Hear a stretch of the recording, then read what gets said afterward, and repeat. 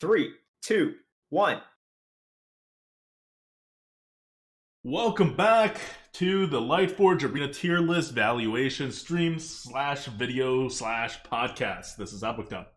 This is Merp's great introduction. Let's talk about the top cards. Top 7 cards. Okay, there are 3 tiers of top cards coming in to the Descent of Dragons, and they are really good. And I'm going to stress how really good they are by breaking down what each of the 3 tiers means. Tier 1 has 1 card. It's this card you see right here. I'm mirrored right now, so I pointed the wrong direction if you're watching this, but it's here. It is Faceless Corruptor. 5 mana, 5/4, rush. Battlecry, transform one of your minions into a copy of this. This is all just neutral cards, by the way. Neutral non-legendary cards that we're talking about first. So, it's 5 mana. You put a 5/4 rush on the board, which is pretty much worth 5 mana. Like, if you had a 5 mana card that was a 5/4 rush, you would be like, alright, this is like worth maybe 100 points. Right? And on top of that, you get to transform one of your minions into a 5/4 rush. Now, if you have a minion on the board, whether you play it this turn, or it's just alive from the turn before, and if it's alive from the turn before, it can attack first before it gets transformed too. It's likely not as good as a 5/4 rush. It's oftentimes a lot worse than a 5/4 rush. And you get another 5/4 rush. So, Faceless Corruptor, remember the name. This card is in a tier by itself. It is 193 points on the tier list. Pog. Wow. For reference, the best card on the tier list that in its current state, not including nerfed cards, before this, is Rap Golem from Saviors of Uldum. I mean, as we know. And when Rap Golem came out, we were like, alright guys, this is the tops. It's really important. We made a video that was just about Rap Golem. It had nothing else. It was just titled the Rap Golem Meta. And we were right. And it wasn't just us, it was everybody, because it was a pretty broken card and everybody knew it. And Rap Golem was ridiculous. More ridiculous than other ridiculous cards. This is 30 points above Rap Golem. Rap Golem in this meta would be a 162 or something like that.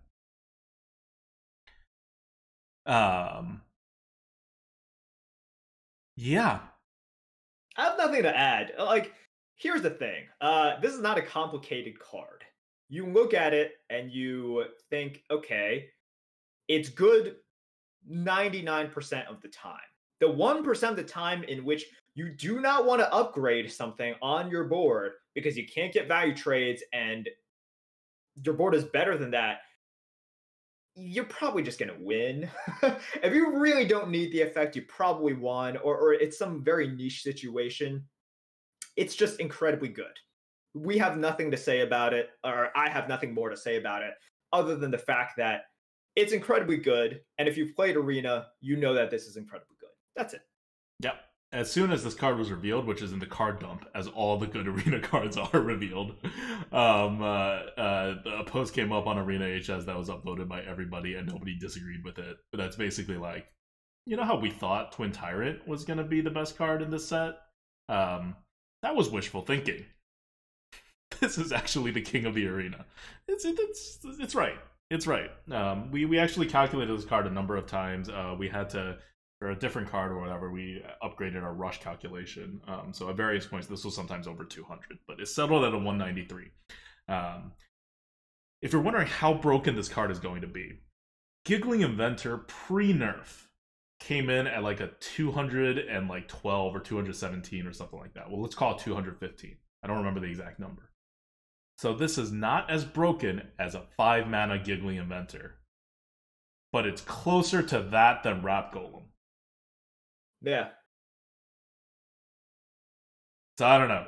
I don't know if Blizzard's gonna nerf it. It probably won't, but this is pre-nerf Giggling Inventor was too good, right? It was like just way too good. This is I think I would agree. It's like not as good because what Giggling Inventor did that this card doesn't do is Even if you're severely behind, it's still a good card, right? If Mm-hmm. you're severely behind, this is not as good. But we're really pulling hairs here. The difference between a 212 and a 193, it's like, okay, auto pick, super premium. That's where we're at. Yup. Yup. Okay. So we're just kind of gonna leave it here. I was gonna make a Reddit post complaining about this in a separate video if it ended up being better than a Giggly Mentor, but it's not like an old Giggly Mentor. So we're good. But it's not. So we're good. We're good. We're not at the level of. Keep in mind, Bone Mare was also nerfed, and Bone Mare was way worse than this card. Like old Bone Mare. This card is better than old Bone Mare. Old Bone Mare was somewhere between like Rap Golem and this card. So, I mean, I think if you just look at it, yeah, it makes sense. Yeah. So if this card gets nerfed, I wouldn't be surprised. But I also wouldn't be surprised if this card doesn't get nerfed. It's like, I would nerf it, but I would nerf a lot of cards. We'll play with it, and then we'll see, right? We'll see how stupidly broken it is. It's not a matter of if it's stupidly broken, just how stupidly broken and meta warping this is. On the bright side, it is a rare card, not a common card, so it'll be seen a little bit less frequently. The arena offering rates now use rarities again, so rare cards are. Oh, one more thing. This is something that we noticed, and our algorithm uses this. So our algorithm is dependent, obviously, on offering odds, because that determines what the meta is. And we figured out that Blizzard's claim of what their actual offering odds are is not actually what's happening in the game. And we have a lot of data to back this up. From arena drafts, from HS replay,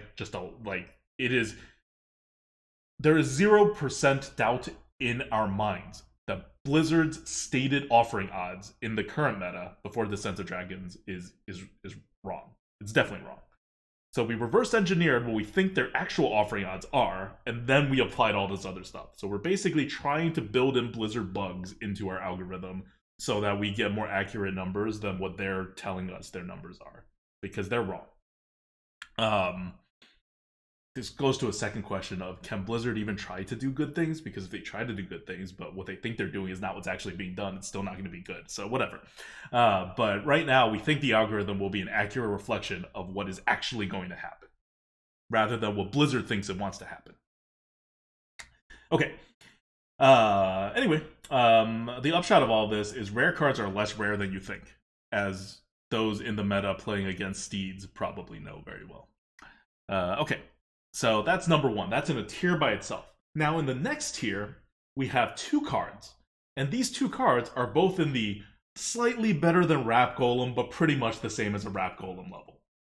For reference, Rap Golem would be like a 161 or 162 in this meta. Other insane cards like Scribe and Hogsteed, if you remember a couple metas back, Eccentric Scribe and HenchClan Hogsteed, they will be around 150. So this is significantly above those two and around where a Rap Golem is.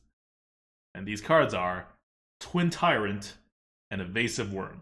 Twin Tyrant comes in at a 166, Evasive Worm comes in at a 164. Let's talk about Twin Tyrant first. Merps. Okay, so let's go through the stats of Twin Tyrant. Twin Tyrant is an 8 mana 4/10 dragon battle cry. Deal 4 damage to 2 random enemy minions. I mean, it's just really good, right? If you have a big drop at all, you want the big drop to not just have a lot of stats, but have immediate effect onto the board. With Twin Tyrant, you get 8 damage split up. So you cannot have the 4 damage land on the same thing twice. It's not typically that much of a problem. I think one of the cards that you can compare this to is Primordial Drake. For the same mana cost, similar stats on the body. This one doesn't have taunt, thankfully. Oh my gosh. It doesn't hit as many things, but it hits the things a lot harder. And it has sort of that similar kind of effect in that if you're winning, well, you can win more. If you're a little bit behind, it's perfect for getting you back into the game. And if you have a board with kind of damage, small damage that you can dish out, you can sort of whittle down their board and then play this to get it perfectly. It's just a really good card. Not much to it. Also, it's a dragon, so you are able to discover from one of the many other cards. Really good. Not much explanation needed. You guys know it's good. Yup. It's better designed than a Primordial Drake because it doesn't Yeah. have the taunt. Yes. Oh my gosh. Yes. Like, you're not just saying screw you to aggro, you're saying, hey, I'm gonna be really freaking efficient against you. Because not only am I dealing 4 damage to 2 things, but on top of that, the 410 body is great at removing the like mid-sized stuff and staying around. But I'm not just winning the game right here. Because I don't have taunt. It's so for an insanely good card that's better than any other card that we've seen in neutral by a little bit. It's well designed. Like, with that caveat, I think it's well designed. And a lot of the points it's getting right now is because it's a dragon. And because it's an 8-mana dragon, so you're not incentivized to like play it early on. So all of your like earlier cards just automatically have this dragon held in your hand. Like, normally if you get an 8-mana card, it's like really bad, right? Because you can't do anything with it for a really long time. But if it's a dragon, it's a little less bad in this meta because all of your dragon synergies would just automatically trigger. Like, so it's still doing something in your hand. Yes, the algorithm considers all this stuff. So yeah, so in a non-dragon meta, this would probably be less good than a Rap Golem. But in this meta, it's better. Okay, Twin Tyrant. Next, Evasive Worm. So Evasive Worm is, I think this card is the one that didn't get talked about. Faceless Corruptor came out, everyone was like, oh my god. Before that, Twin Tyrant came out, everyone was like, oh my god.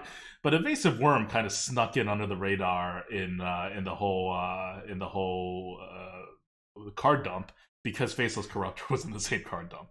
But this is an insane card. This is better than a Rap Golem in the current meta, again because it is a dragon. It is a 6-mana, 5/3 dragon with Divine Shield, Rush, and cannot be targeted by spells or hero power. So that is you guys remember Argent Commander, one of the premium, like borderline premium cards in Arena, definitely one of the premium neutral cards if you're categorizing it that way. Argent Commander is a 6-mana 4/2, not a 5/3 but a 4/2 Divine Shield. It does not have can't be targeted by spells or hero powers. It is not a dragon, but it does have charge instead of rush. It can go face, yes. Yes, which to Merps makes it a much better card, but to everyone else, Evasive Worm is that much of a power creep.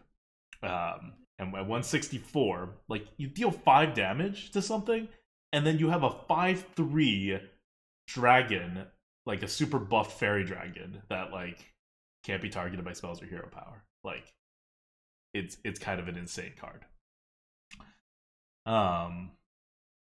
Because what you should have remaining is like, I don't know, like a 2/2 body, and instead you have a 5/3 body with an ability. Okay, so that's your that with Twin Tyrant. Do you have anything to say about Evasive Worm? No. It's a pretty straightforward card. Yeah, let's not spend too much time just like saying, okay, this is good, this is really good, this is really, really good. Let's keep this moving. Come on, let's go. Okay, so that was your top 3. Your top 1 is Faceless Corruptor. Your next 2 are Twin Tyrant and Evasive Worm. They're almost the same score. And all of these cards in this meta are better than anything else you've seen before that has not been nerfed. After this, we go to 4 cards. I wanted to keep them in the same episode of our discussion, because in any other freaking meta, these cards would be the top cards we talk about. These cards should be the top cards we talk about. Those 3 cards we just talked about should not exist in the arena or in the game of Hearthstone, probably. So to give these very good cards, like, these are cards rated between 135 and 140, which means they're like Dragon Maul Scorcher level, Bone Mare level, Hildnir Frost Rider level, Banshee level, Kodo Rider, Sea Giant. Like, they're good. They're really good. They're premium neutrals. They're just dwarfed by 3 cards that are all above the neutral power levels that we've seen up to this point. So anyway, without further ado, here are the cards that should have been the best cards of this meta. Starting off with your favorite one that you mention all the time. It does look adorable. Big ol' Whelp. Big ol' Whelp. All right. I'll talk about this one. I mean, I introduced it in the other video. It's a 5-mana 5/5 dragon. Battle cry, draw a card. Azure Drake died for this, guys. Azure Drake, if you remember, was a 5-mana 4/4 dragon. Battle cry, draw a card. It also gave 1 spell damage, but in the arena, that spell damage pales into comparison to +1/+1 in stats. So This is just really, really good. 5 mana, 5/5 is slightly understated, but you get the Dragon Tag, Battlecry, draw a card. You usually have to give up like 3 stats in order to have that. Look at Gnomish Inventor, right? That is missing exactly 3 stats. It's a 2/4, and also it also matters where you're missing the stats. Gnomish Inventor, which is a 4 mana 2/4 Battlecry draw card, it's missing stats from. It's missing more attack than defense, which is really, really important. Here, a 5 mana 5/5 for much of the meta, and the current meta as well, it's fine. It's totally fine. A lot of the times you won't even notice it. It's just super freaking good. You have a huge bonus for not that much drawback. That's the bottom line. And it's a dragon. And it's a dragon. Exactly. Which matters a lot for this meta. And that's big ol' whelp. Yep. These are all common cards, by the way, that we talked about. Faceless Corruptor is the only rare one. This one's common as well. And it goes with the theme that we were talking about before, right? These top cards that we were talking about, they all have insane card advantage. Insane card advantage. So if you get them, and if you're offered them, you're going to take them. If you get them, you have insane card advantage. If you don't get them, you don't have insane card advantage. And your opponent, once you get to a certain wins, does have insane card advantage. So it's just, this is a big polarizing card within the context of this meta. Okay, and that, remember, that's at a 140. So that's like Sea Giant levels of good. There's not many cards around that level in this game. And it's in neutral. Okay, next one is 4 mana. It is a Troll Batrider. It's a 4 mana 3/3. Battlecry, deal 3 damage to a random enemy minion. So, you guys know Flanking Strike from Hunter? Deal 3 damage, summon a 3/3. It's like that, only it's random, the 3 damage that you deal. And it's not it's more like Bomb Lobber, right? Yeah, it's like a mini Bomb Lobber. It's a mini Bomb Lobber, right. So it's really good. We've seen it before. I think Bomb Lobber is something that people can really relate to because we've had it in quite a few metas. It was one of the really, really good cards that people are used to seeing. So this is basically it. And Bomb Lobber was good. Mini Bomb Lobber will continue to be good. Is better. Mini Bomb Lobber because the RNG is affecting a smaller piece of it. So yeah. Think about all the 3 mana cards that have 3 health or below. You just play this on 4, and then that's gone, and you have a 3/3. Like, you just flip the board on him. They have a 3/3, you play this 4 mana card. Oh, you don't have a 3/3 anymore, and I have a 3/3. Haha. Pretty good. Pretty board swingy. Pretty board swingy. That is true. Okay. That was 138. Now we're moving on to 137. Again, Bone Mare's a 136. These are all better than Bone Mare by a little bit. Bad Luck Albatross. So, I think this one will surprise people. Yeah. I think this one might surprise people. Yeah. Bad Luck Albatross is a seagull. They literally just drew a seagull. And it's a 3 mana 4/3 beast. It must be a really big seagull. And it has its ability is Death Rattle. Shuffle 2 1/1 albatrosses into your opponent's deck. So it's like a Weasel effect. Except it's 2 of them. And the card itself is not understated and is not like a 1 mana like 1/1. So, and once they draw it, they don't get to give it back to you. So it's just like super Weasel. The fact that it's on curve as a 3/4, it's like good curve. This is about as good of curve as you can get outside of a 3/4. That's very important to this card. So you just kind of play it and you forget about it. And if your opponent suffers the quote-unquote bad luck, which they will like half the time, especially if you're going deeper into the game, right? Remember we were talking about the polarized meta? If you're polarizing on the card draw side, this is effectively removing your opponent's card draw. Yeah, because essentially them drawing a 1/1 in the mid and late game is pretty close to them not drawing anything. Yeah. Like it's pretty close. So if you are if you plan on just getting to the late mid game, because you shuffle 2 into their deck, they're probably going to draw 1 at that point. Like statistics say they should draw 1 by that point. So you kind of just deleted one of their cards. And if you're going into the late game, or even if it's just a mid-late or like the mid to late mid game, they have a chance to draw both, and you essentially deleted 2 of their cards. It's extraordinarily powerful. And you guys, if you guys follow us, you know that we don't give much value to these sort of effects because the effect is not immediate, and a lot of times it won't matter. But it's so powerful, this one, that it ends up being at a 137, which is where we have stuff like Bone Mare, Dragon Ball Scorcher, Sea Giant, etc. So yeah, it's good. Your opponent is expected to draw 1 of these on average. Yeah, like you got to think about it in terms of that way, in the card advantage sense. Like imagine if it said your opponent just doesn't draw 1 of their cards. It's not that they discard a card because they still have the options in their hand, but they just at some point in the game they just don't draw a card, or at some point in the game you just draw a card later, right? And it's entirely on curve. Like you saw that big ol' whelp lost a stat, had draw a card, and is about the same score. Well, this one's easier to play, doesn't lose a stat, and you have the same card advantage. You just don't get it until later. And there's some RNG involved.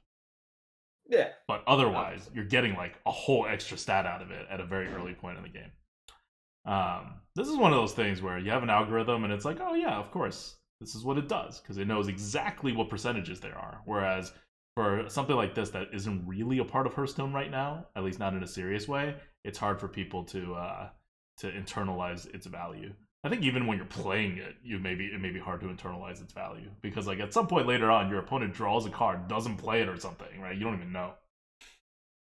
Yeah, because here's the thing. You don't know what you don't know, right? If you're playing a card down, you never know what the next card is exactly what it's going to be. And even next turn, when you see what you would have drawn, you don't know what you would have drawn.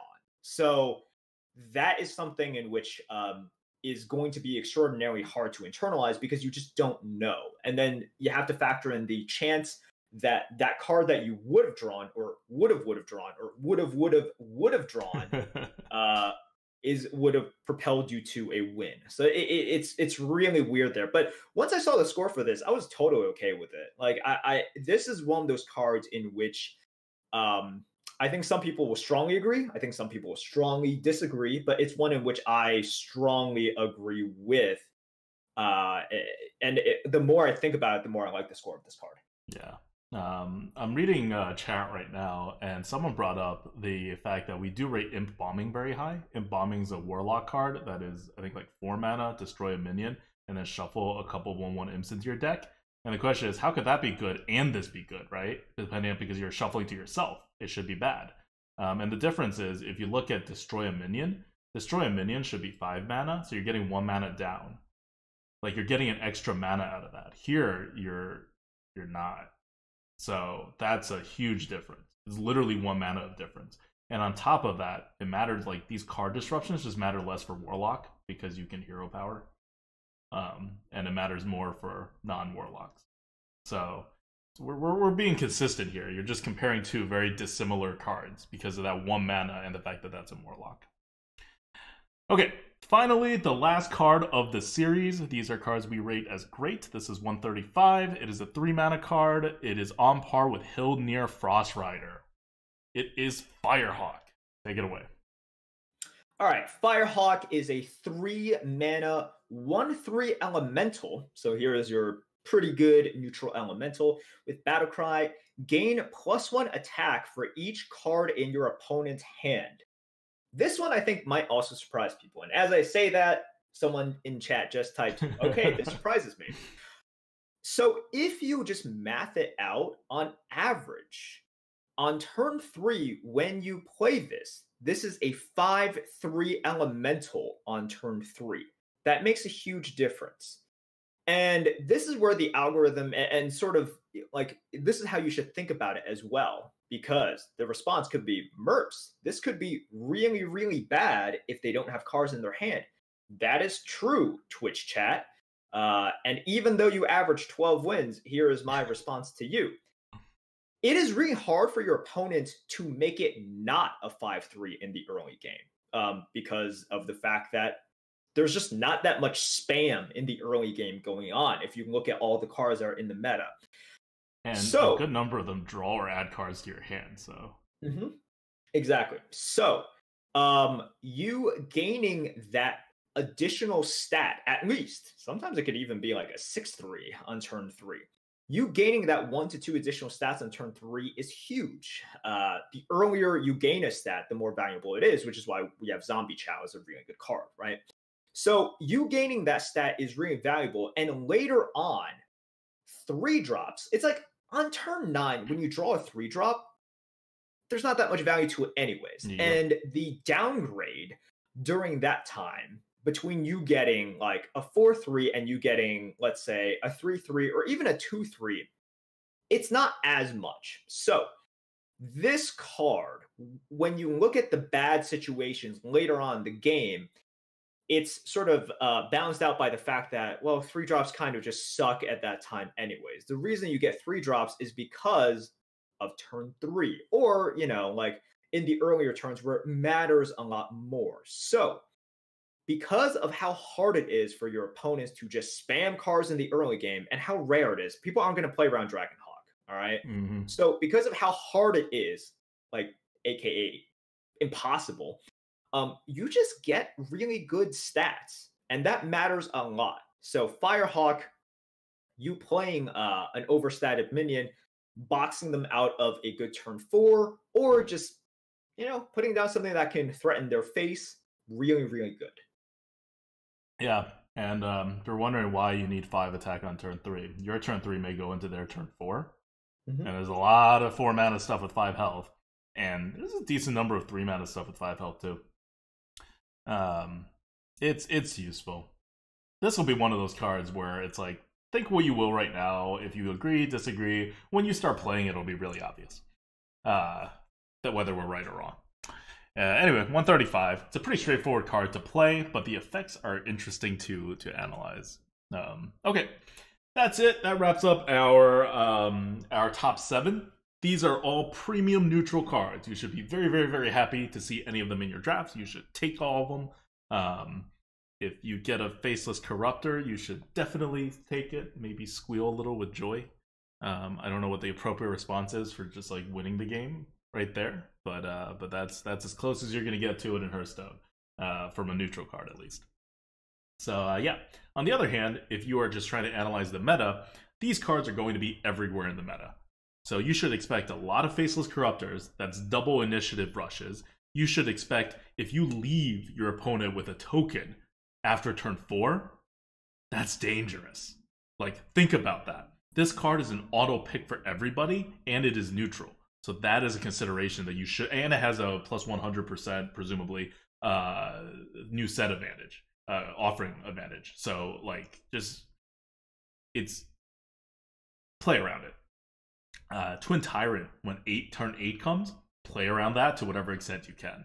That's going to be good. People are going to take it all the time. Evasive Worm, you can't really play around Evasive Worm, so like don't. It's those are just 5 damage, so don't play around that. But consider those things. The rest of these is just kind of hard to play around. So maybe you won't be playing around them, but just know that they will be everywhere in the meta, and they're generally big, generally a lot of card advantage. Yeah. Cool. All right. That's it for this video. I'm going to give a shout out to everyone who showed up early in Twitch chat to watch. Have a Merp's heart. Love you guys. And who are going to stay all the way to the very, very end. I got my coffee. I hope you guys do as well. And of course, thank you to the mods for being here as well. You guys have my everlasting appreciation. See you guys in the next video. See you guys.